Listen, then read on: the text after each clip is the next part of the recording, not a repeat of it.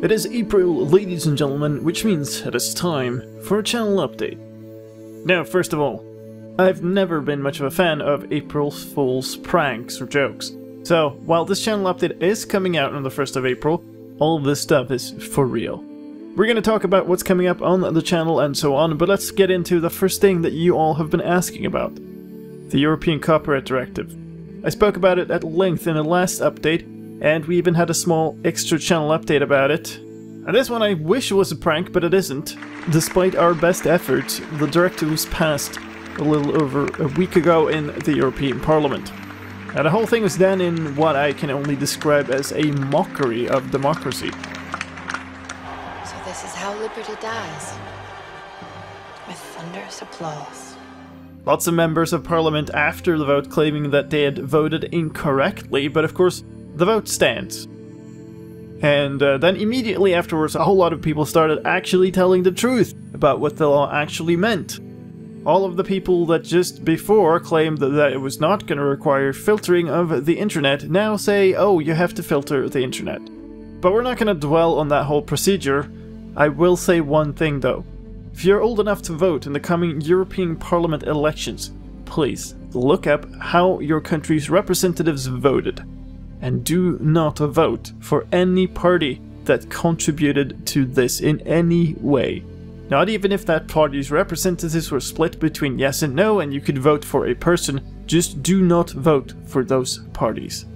Many European countries have pirate parties, and through this process we've definitely found out just how important it has been to have someone like Julia Reda from the German Pirate Party in the European Parliament. So that's my suggestion, but most importantly, do not under any circumstances vote for a party that contributed to this directive becoming law. Alright, but let's get on to the two most common questions that I get about this. First question. I live in a country that is not a part of the European Union. Will this affect me? And the answer to that is yes, it will. But then you ask, how can a law in a different country affect someone who doesn't live in that country? Well, see, it doesn't apply to you.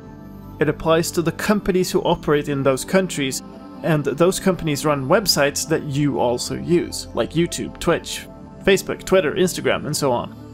So if Facebook is forced to introduce an upload filter that filters out memes, this would cause problems for you too, because it's Facebook as a whole that has to introduce the filters, not just for EU citizens. And the second question, what happens now? The answer to that is more complex. Nothing immediately. Some of you appear to have thought that I'd have to shut down the channel the next day if the directive passed or something like that. That's not the case. This is a political and legislative process, which means it takes time. The first thing that has to happen is that the European Council has to approve the directive as well. They've already done so once, but there's a tiny chance here that this could actually stop the directive if enough pressure is applied on member countries' local governments. Because this is a meeting of basically the heads of states. That's at this point very much grasping for straws though. That meeting is scheduled to take place early this month, and then once that happens, member states have 2 years to turn the directive into actual law that will apply in that country. And that means that the laws will be somewhat different in different countries, and it also means that some countries will be faster than others. In particular, France appears to be in a huge hurry, and they were also a big proponent of the directive, so it's likely that they'll implement it as strict as possible. And of course, the sites will have to comply with the harshest versions of the directive. So what will actually practically happen? No one knows for certain. It's very likely that YouTube's Content ID filter, that's already a massive headache for creators like me, will get much worse. One thing is, the filter currently applies after a video is live, so you upload a video, that goes live, and then the filter gets to it whenever it has the time, and the processing power, and so on. But the directive states that all the content has to be filtered before being made available. So this might mean that there will be a delay on some videos, like my news videos, that usually go live directly after being uploaded.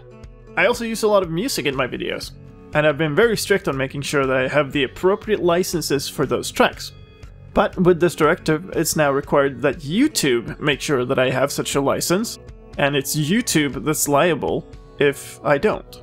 This will likely mean that a whole bunch of videos will get hit and require appeals, and it's quite possible that those appeals won't even be sufficient, because now YouTube has to evaluate the proof that I have licenses. Essentially, what this directive has done is made YouTube a new court, except it doesn't have to abide by the rules of the court. At the very least, it's likely to ease up a whole bunch of my time and effort. So here's a thought experiment. What if 10% of my videos got hit with this? Well, then I'd need to spend some time making appeals and so on. Usually a content ID appeal takes something like 10 minutes to complete, making sure all the licensing information is correct and so on. I have more than 1,100 videos online right now. So right now, that would mean 110 videos taken offline and 110 appeals to complete. If you count that out, with 10 minutes per each one, that's more than 18 hours of just filing appeals. There's a worse scenario too. The song that I use in my outro is called The Fire by Amaranth. It was first published on SoundCloud and the Bandcamp using a Creative Commons license, and that's why I am allowed to use it. Since then, it's been republished without that license, which is fine, but a Creative Commons license is perpetual and can never be retracted. I've spoken about this before. The problem is some artists and labels will just blatantly lie about this. I've talked at length about this before too, and some just plain don't know how the licenses work. So let's say that they decide to claim the song. Nearly all of my videos would be hit. There are some exceptions, like my earliest videos without an outro and the Feed the Beast Continuum series, which uses a different setup. But let's just say that 1,000 videos get taken down. Now, not only is that more than a week's worth of work, like not a work week, 24/7 with no sleep week, to just send in appeals. It also somehow becomes my job to convince YouTube that I'm right and the artists are mistaken. And since the legal liability with this directive is now on YouTube rather than me, I'd say it's likely that they just go with better safe than sorry. So, who knows? That's a lot of speculation. Basically, if I want to keep making videos with the quality I currently have, which I do, that work is going to become a lot more hassle, and the risk that it'll all just suddenly disappear because of a content filter will be much higher. The details of how all that pans out, together with how this channel grows in the future, that's what will decide if I want to keep putting the work needed into the channel or just give up. Because that's the other aspect of the problem. Like, I've built a decent audience for this channel. 20,000 people is a lot of people. But let's face it, it's tiny in the bigger picture of YouTube channels. The channel currently grows at between 10 and 15 subs a day on average, which sounds like fine. I mean, 10 and 15 people per day is, you know, that's a fair bit of people. But then you do the math and it becomes fairly troubling. So let's define some basic level of success as hitting 100,000 subs. That's a fair bit, and it would get me like a silver YouTube play button, but it's also a fair bit from the most successful channels. But let's say that success means 100,000 subs for just the purpose of this thought experiment. Right now, at the time when I'm recording this, that would mean getting 79,244 more subs. At a rate of 15 subs per day, that's a little bit of a generous thing, but let's say 15 subs per day. That'll take 5,283 days, or a bit more than 14 years. So at the current pace, I'll hit 100,000 subs around Christmas of the year 2033. Now, of course, you'd think that the larger the channel gets, the higher the rates of new subs will be. Like, that makes sense, because a larger channel has a higher reach, making it easier for new people to find out about it, and so on. But that hasn't been the case historically for me.